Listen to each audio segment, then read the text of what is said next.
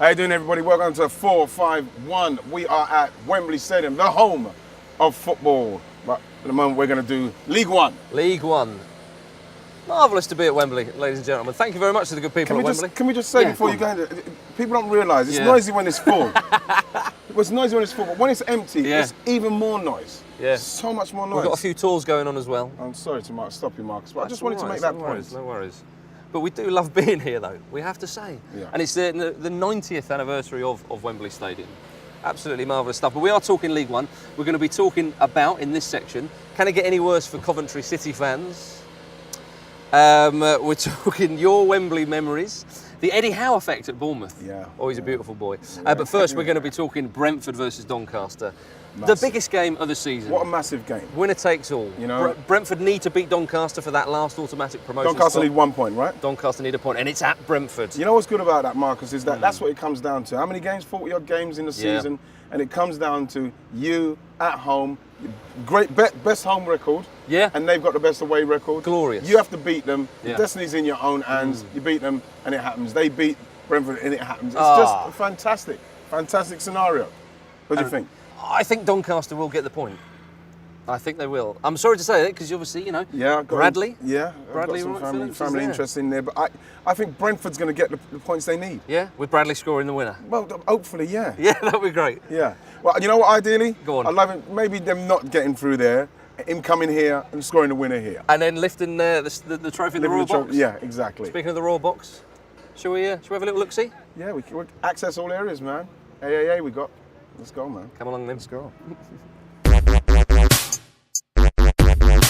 Here we are in the Royal Box, and speaking of royalty, we're going to be talking about Eddie Howe, the king of Bournemouth, if you will. Yeah, he's come back there after a not so great spell at Burnley. I remember doing a lot of tweets saying you've got to stick with him. He seems like he knows what he's doing in respect of coaching. Maybe he was just out of his comfort zone, going all the way to Burnley. I've been to Burnley. You have? It's not a comfortable zone, I'm going to be totally honest. You scored a few goals there. Yeah, but it was like going from colour to black and white for me. Is that right? With all due respect. And it's one of them where, you know, the people were great. You know, don't get me wrong. I'm not having a laugh at your expense, but it was very different from what I was used to. And maybe that's the same with Eddie Howe. It didn't quite suit him. Bournemouth, it didn't quite suit him. And it's obvious that he didn't do disastrously bad. No, but he didn't do as well as perhaps they hoped. No, but he's very good. He's a very good coach. He's gone back to Bournemouth. Yeah. He took over when they were, candidates for relegation, and now they look as though they're going to be champions. They've got automatic promotion. It's absolutely remarkable. The second time in Bournemouth's history they're going to be in the second tier. They love him. You know, he's a local boy and football. everything. He's a good coach. He's played. He's somebody that they trust and they like, and I think he's somebody. And he's young as well. Yeah, with the kind of backing, if they can get the backing at Bournemouth, I believe that he's somebody that can take them all the way to the Premier League. Yeah. But they don't need much. Bournemouth, they don't need much. Bournemouth in the Premier League. There's Bournemouth fans saying he should be England manager one day. Well, they're being silly. Yeah. Well, that's the end of that then. Yeah. Please comment below if you agree or disagree, or tweet us at ball_street. You know something? I don't think they're being silly, but let the guy do some managing first. Talking about England, man.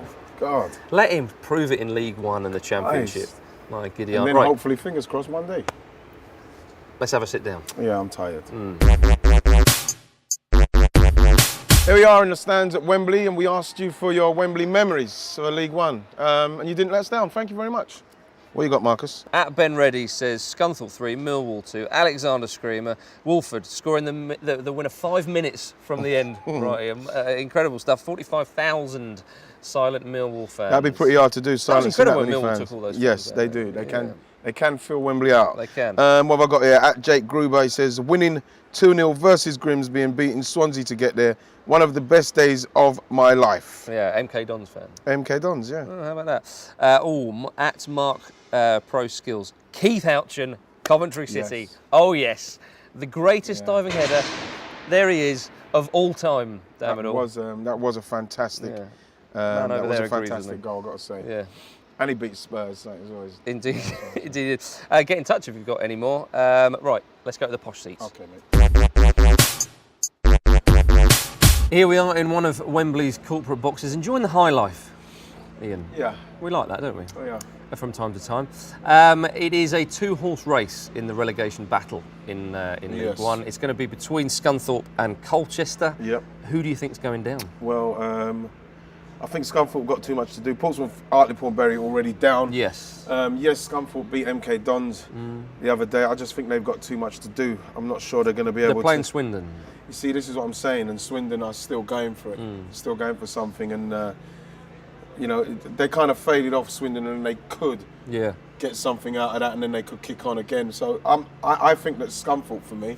Yeah, I mean, Colchester are 3 points in front, so it would take a loss for Colchester and a win for Scunny against Swindon. So we're not too hopeful. Well, you know what, with this league, and being in and around this league, is that you look at it like they go to MK Dons, who were like one of the favourites to get out of this league and get into the playoffs, and beat them. Yeah, you know what I mean. And so I think that is more than capable of happening again with Swindon if they're not right. And it does then depend on Swindon's attitude. Yeah, if they go there with the right attitude and that, then fine. But Scunthorpe will be buoyed by the fact that, you know what I mean, they've beaten MK Dons, so they'll be quite confident going into their game. Indeed. Well, Brian Law's in charge for the third time. Yes, I believe he's got a lot of experience. Maybe he'll be able to perform a miracle.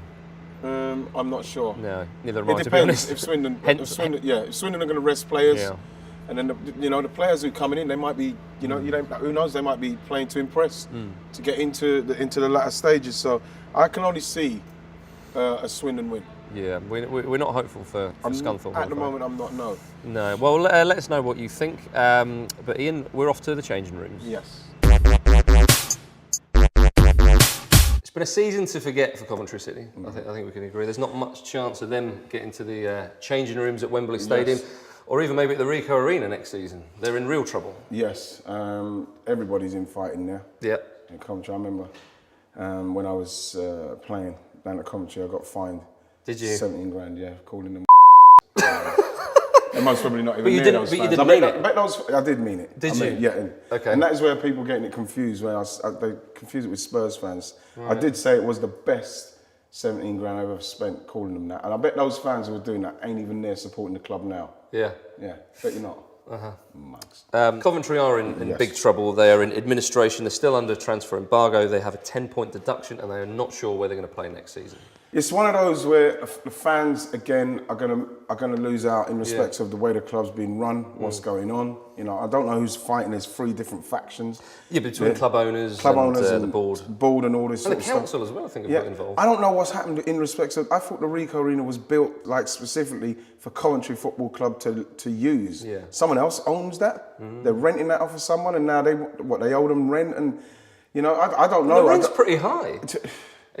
They owe £1 million. Something like that, yeah. It's just one of those where you think to yourself, can I do my Rangers and Celtic stuff? Of course you can. You see, this is the kind of thing, like if they go out of business or whatever's happening, like them and before them, Portsmouth and all that stuff, this is where maybe we should give Rangers or Celtic a buy-in. To the Championship? Yeah, giving them a buy-in. So you're basically saying, let's get rid of Coventry.